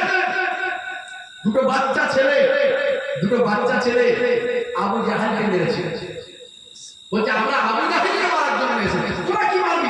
ছোট বাচ্চা বলে আমার নবীর দুশমন, আমার নবীকে মারার জন্য 100 টাকা পুরস্কার ঘোষণা করেছে। এত বড় শত্রু, ইসলামের শত্রু, কোরআনের শত্রু, নবীর শত্রু, ওদেরকে আমরা দুজন মারবো। কি করে মারবো? বলে আমার এক ভাই সেই ঘোড়া থেকে তোমাকে ফেলতে হবে, ঘোড়ার পায়ে ছুঁয়ে চালাবে, ঘোড়া থেকে পড়ে যাবে, আর একজনকে মারছে। এই ভাবিটা দুটো বাচ্চা চিন্তা করতে পারে তাদের মনে কি ইমানি শক্তি দিয়েছিল। ভাইরা আমার, তরুণ যুবকের ইসলাম শান্তির কথা বলে, সম্প্রীতির কথা বলে, খুন খারাপি মারপিটের কথা বলে না।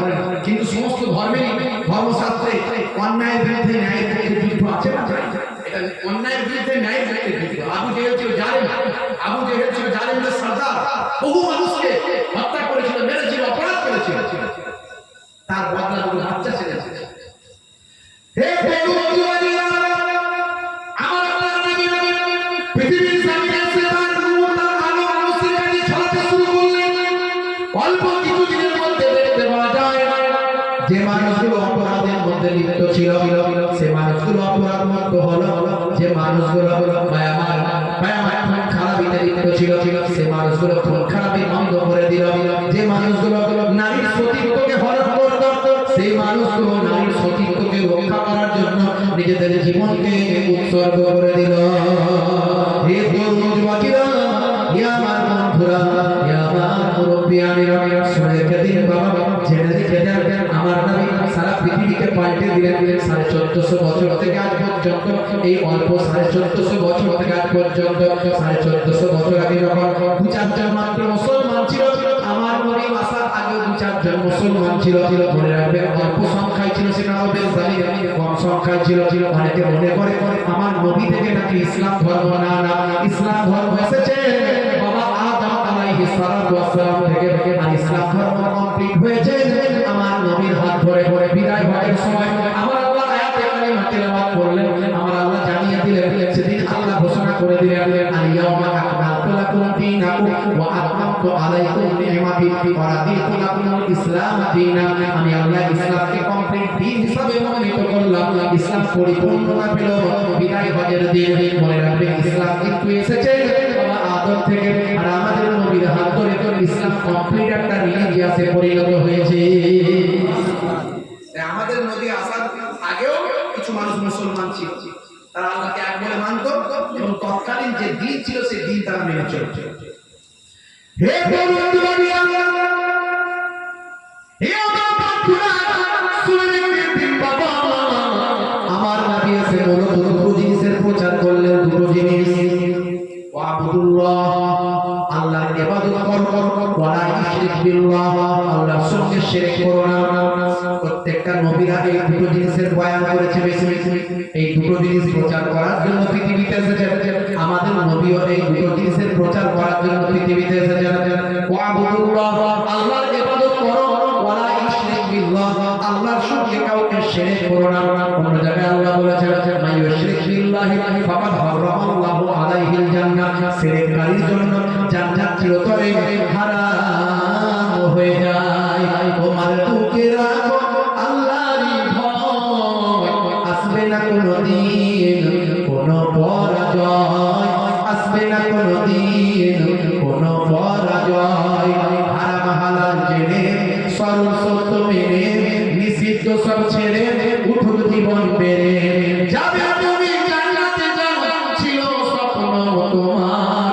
তোমার বুকে রাখো আল্লাহরই ভয়, আসবে না কোনোদিন কোনো পরাজয়। তাহলে শিরক মুক্ত জীবন যাপন, আল্লাহর সঙ্গে সামান্যতম কাউকে অংশী করা যাবে না। আকাশ এত বড়, আকাশই খোদা না, সব কিছু আল্লাহর সৃষ্টি। কোন পীরের মাজারে গিয়ে মানুষ সিজদা করে দিচ্ছে, বাবা পীর রক্ষা করবে কে? এই জন্য তো ফুরফুরা শরীফ হক শিখছে। ফুরফুরা শরীফকে বুঝতে হবে, দাদা হুজুরকে বুঝতে হবে, না বুঝে ভণ্ডদের সঙ্গে এক কাতারে করলে হবে না। ভণ্ড পীর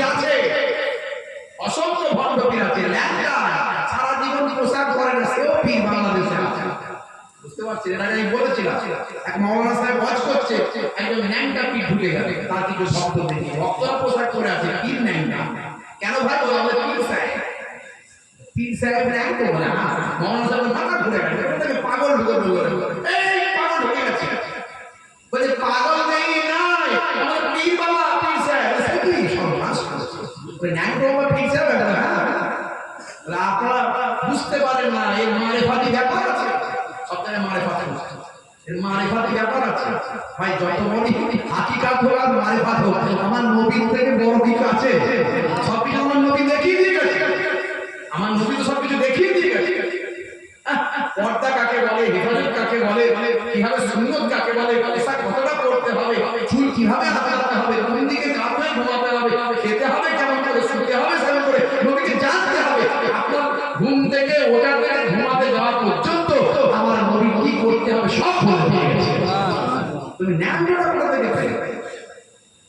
পীর সাহেব তখন বলছে, মৌলানা সাহেব আমাকে নিয়ে পরিহাস করছে, তুমি জানো না, তুমি যেটা নিয়ে পরিহাস করছো তুমি বোঝো না, আরে এটা তো আমার আলিফ।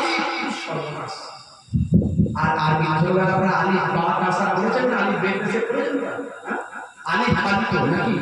হ্যাঁ, তো মৌলানা সাহেব বলছে তুমি যেটা নিয়ে পরিহাস করছো ঠাট্টা করছো আমরা আলিফ, তুমি এর হাকিকত জানো না, এটা কি আলিফ? সর্বনাশ। মৌলানা তো ঘাবড়ে গেছে, কি বলবো রে বাবা, এত মানুষ বসে আছে, হাজার হাজার লোক, শুধু বলতে হবে পীর সাহেব তো ভণ্ডামি তো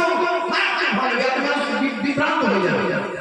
মৌলানা সাহেব এখন আল্লাহ তাকে আমি প্রেম দিয়েছে বলছে তাই নাকি আলিফ? হ্যাঁ। তো যাই ভাই আপনারা বলেন তো আলিফ খালি না নোক্তাওয়ালা? আলিফ খাই ছোটবেলা বলেন না, আলিফ খালি বাইরে নিচে এক নোক্তা, দেড় পেটে দু নোক্তা আছে না নাই? তো আলিফ খালি না নোক্তাওয়ালা? সবাই বলতে খালি, বলছে এই আলিফের নোক্তা কেন? কাঁচি নিয়ে এসো কাটবো।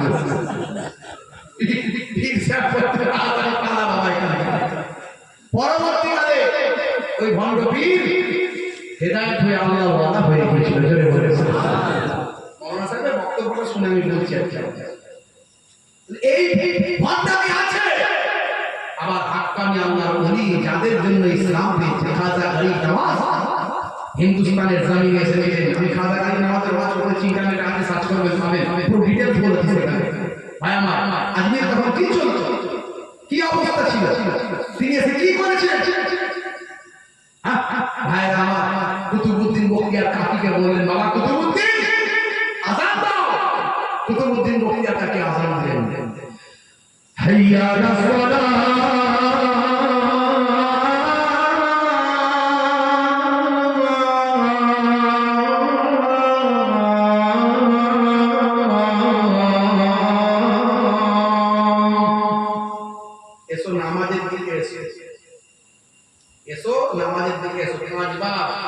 মুয়াজ্জিনকে দিয়ে আল্লাহ বলেন, আল্লাহ আল্লাহ বলেন, হে মুয়াজ্জিন বলে দাও মানুষকে ডাকো নামাজের দিকে ডাকো।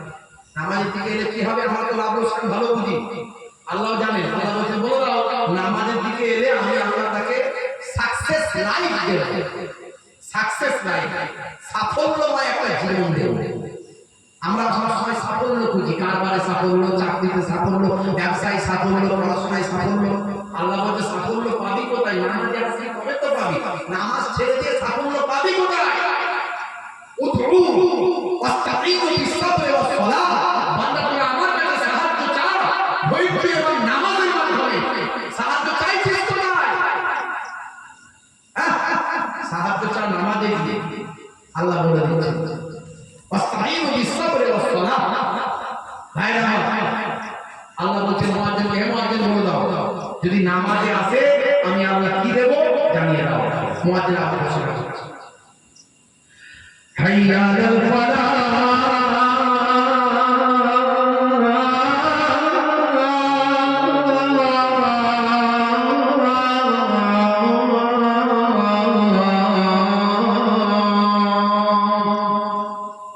নামাজের দিকে এলে আল্লাহ বলছেন আমি তোমাদের কামিয়াবি দান করে দেব। নামাজ পড়তে 5 ওয়াক্ত নামাজ পড়তে কতক্ষণ সময় লাগে? আমার দাদা যান সিঙ্গাপুরি হুজুর পীর কেবলা বলতেন, বাবা 24 ঘন্টায় 5 বার নামাজ পড়তে 12 মিনিট করে সময় দিলে 5 × 7 1 ঘন্টা সময় লাগে। দাদা জিন্দা পীর ছিলেন, যাকে জিন্দা পীর বলা হতো, বিনামূল্যে হুজুর কেবলাকে, যা জানা যায় 15 থেকে 20 লক্ষ মানুষের জামায়াত হয়েছিল। এই ইন্তেকালের আগে তিনি বলেছিলেন, বাবা লক্ষ লক্ষ মানুষ আমাকে আব্বা বলে ডাকে, আমার ইন্তেকালের পর আমাকে 3 দিন লাগবে। আমার আব্বাজানকে আমার ওয়ালেদ সাহেব হুজুরকে বলেছেন, আমার বড় সাহেবজাদা শেখুল হাদিস ছোট হুজুর কেবলা জামায়াত বিনামূল্যে হুজুরের বড় সাহেবজাদা, যাকে হরিণখোলা হুজুর কেবলা বলে সবাই জানে। মাঝে মাঝে শরীর অসুস্থ হয়ে যায়, অনেক বয়স হয়েছে, আপনার দোয়া রাখবেন, আল্লাহ হায়াতে খাইয়ে বাদাম করে দেন। মায়েরা সারাদিন বহু মানুষ আব্বাজান ওয়ালেদ সাহেব হুজুরের কাছে আসেন। আমার আব্বাজানকে বললেন, বাবা আমাকে 3 দিন লাগবে, লক্ষ লক্ষ মানুষ আমাকে আব্বা বলে ডাকে, তারা যদি দেখতে না পায় কষ্ট পাবে। আমাদের পীর চলে গেল, আমাদের বাপ চলে গেল, দেখতে পেল না, পীরকে তো বাপ বলে। একটা একটা আপনার কলমের বাপ, একটা মাটির বাপ, বুঝতে পারছেন ভাই আমার, রুহানি বাপ, বুঝতে পারছেন ভাই আমার, আমাকে আব্বা বলে ডাকে, দেখতে না পেলে কষ্ট হবে, 3 দিন লাগবে। তো আমার আব্বাজান যেহেতু সাইকুল হাদিস, দীর্ঘদিন হাদিসের দাস দিয়েছেন, হাজার হাজার আলেম আব্বাজানের হাত দিয়ে তৈরি হয়েছে, বুঝতে পারছেন। তো আব্বাজান বললেন যে হাদিসে বলা হয়েছে মাইয়াতে কাবলাল হাদাস, মাইয়াতের আয়াত বের হওয়ার আগে তাকে দাফন করতে হবে। তো এখন রাখতে গেলে তো এসি লাগে, বরফ লাগে, আব্বাজান সব জানেন, তো আল্লাহর ওলির মুখ থেকে বের করে দেন, কথাটা বের করে বলছেন যে মাইয়াতকে রাখতে গেলে তো এসি লাগে, বরফ লাগে, মেডিসিন লাগে। বলে বাবা চিন্তা করতে হবে না, আমাকে রাখার জন্য কোনো মেডিসিন লাগবে না, কোনো বরফ লাগবে না, কোনো এসি লাগবে না, আমি আল্লাহর সঙ্গে কথা বলে বলেছি। আল্লাহর ওলিদের সঙ্গে আল্লাহ ইলহামের মাধ্যমে দুনিয়াতে কথা হয়, নবীদের সঙ্গে রিসালাতের মাধ্যমে কথা হয়, নবুয়তের মাধ্যমে কথা হয়, আর ওলিদের সঙ্গে ইলহামের মধ্যে দিয়ে কথা হয়। জোরে বলে সুবহানাল্লাহ। 3 দিন রাখা হয়েছিল। দাদা জানেন না বলে হুজুর, আর আমার নানা জান ছোট হুজুর কেবলা, আমার নানা জান ছোট হুজুর কেবলা, বুঝতে পারছেন, তাকে 3 দিন রাখা হয়েছিল। এই মোটা শরীর ছিল, আপনারা জানেন, সব দেখেছেন অনেকে, সেই খড়ের চালা, তো হুজুরকে ফ্যান চালিয়ে রাখা হয়েছিল। আল্লাহর ওলি বান্দাদেরকে আল্লাহ এইভাবেই সম্মান বাড়িয়ে দেন। তো বাপের আমার, তো এই নামাজের কথাটা বলবো, আর একটা সুন্নতের কথা বলবো, বলে শেষ করে দেবো। বাপের আমার আলোচনা আপনাদের ভাই করে ফেলেছি, আপনাদের কষ্ট হচ্ছে, তাদের কষ্ট হচ্ছে, বুঝতে পারছি। ওপরে বলছেন হলো হলো, ভিতরে বলছেন কেন গেল, বাপরে বাপ, আবার ঠান্ডা হয়ে গেল, কথা ঠিক ঠিক তারপরে যাচ্ছে মাশাআল্লাহ। বাপের আমার, তো এই যে নামাজ, এই নামাজের মধ্যে যে সাকসেস পাওয়া যায়, তাই আমি এখানে কবিতায় কলাই লিখেছি। নামাজ নিয়ে আলোচনা করলে অনেক সময় চলে যাবে, বলতে পারবো না। আমার নবী পৃথিবীতে এসেছে মানুষকে পাল্টে দেওয়ার জন্য। পাল্টালেন কিসের দ্বারা? একটা হলো আবুদুল্লাহ, আল্লাহর ইবাদত। এই ইবাদতের মধ্যে সবচেয়ে বড় ইবাদত নামাজ, নামাজের মধ্যে দিয়ে পাল্টালেন। আর ওয়ালা ইউশরিক বিল্লাহ, আল্লাহর সঙ্গে শিরক করো না, আল্লাহর সঙ্গে অংশী করো না, সমতুল্য করো না। তো হিন্দুস্তানের শাহিস্তা বাদশা সুলতানুল হিন্দ এসে কুতুবউদ্দিনকে বলেন, কে কুতুবউদ্দিন? পরবর্তীকালে যিনি কুতুবউদ্দিন বখতিয়ার কাকি, ধরে বলে সুবহানাল্লাহ। বললেন বাবা কুতুবউদ্দিন আযান দাও। আযান দিলেন, কয়েকজন মুরিদ নিয়ে নামাজ পড়ছে, সবাই অবাক, এবার নতুন কে এলো, এটা আবার কিসের গান হচ্ছে, বুঝতে পারছেন, অনেক ঘটনা আছে। তো আমি সেখানে বলেছি নামাজ পড়ছেন, এই নামাজের মধ্যে দিয়ে মানুষকে বদলাচ্ছেন। ওয়াজে হলো ওযু করো, মসজিদে চলো, খোদার হুকুম পালন করো, নামাজটা পড়ো।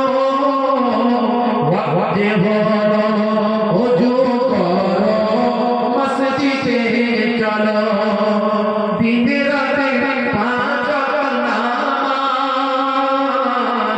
পড়লে পাবে ভাই জান্নাত। হবে না ফজরের সময় হলে মসজিদে যাও তুমি চলে, দেখো না বিছানায় শুয়ে, খোদা দেন রহমত ঢেলে। হবে না। জোহরের সময় হলে কাজটা দাও তুমি ছেড়ে, কিছু সময় দাও নামাজে, সফলতা আসবে চলে। আমি এখন উপসংহারে চলে এসেছি, যত আলোচনা করলাম তার উপসংহার বলছি। কিন্তু আপনি একটু বুঝতে পারবেন, ভাবলে বুঝতে পারবেন। আসরের ওয়াক্তটা হলে অপচয় সময় না করে মসজিদে যাও তুমি চলে, আমার নামাজ ডান হাতে পাবে।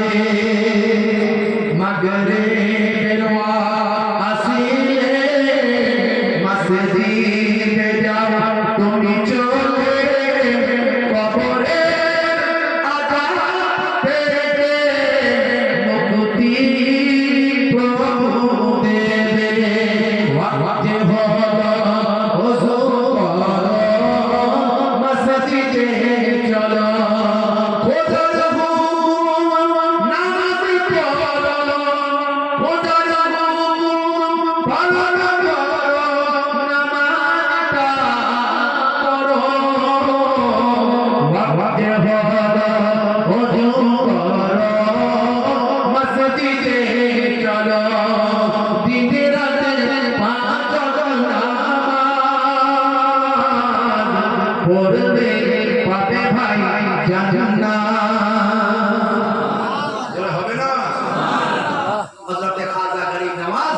তিনি আযান দিলেন, নামাজ পড়লেন।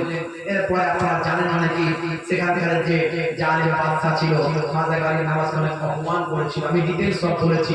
খাজা গাড়ির নামাজকে বললেন আনা সাগর থেকে আর পানি তোলা যাবে না, শুধু কতটুকু খাবার পানি তুলে নিতে পারো, হাত দেওয়াবে না, কারণ তোমরা বিধর্মী, তোমাদের হাত দেওয়াতে অপবিত্র হবে। আনা সাগরে গোসল করলে লাইয়ে পবিত্র হয়ে যায়, এই পবিত্র পানি অপবিত্র হবে তোমাদের ছোঁয়ায়। উপর থেকে কোনো পাত্রে একটু তুলে নেবে।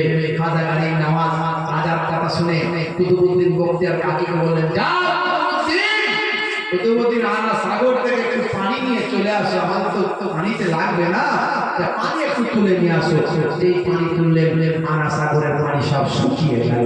এক লোটা পানিতে, এক পাত্র পানিতে আনা সাগরে একটা এমন ঘূর্ণন তৈরি হলো, সেই ঘূর্ণনের ভিতর দিয়ে সমস্ত পানিকে একটা পাত্রে চলে এলো। জোরে বলে সুবহানাল্লাহ। এক শ্রেণীর মানুষ এগুলো বিশ্বাস করে না, তারা একেবারে বাস্তববাদী। তারা আস্তে আস্তে ওলি আউলিয়াদের কারামতগুলো অস্বীকার করতে করতে এবার নবীদের মুজিজাগুলোকে অস্বীকার করে।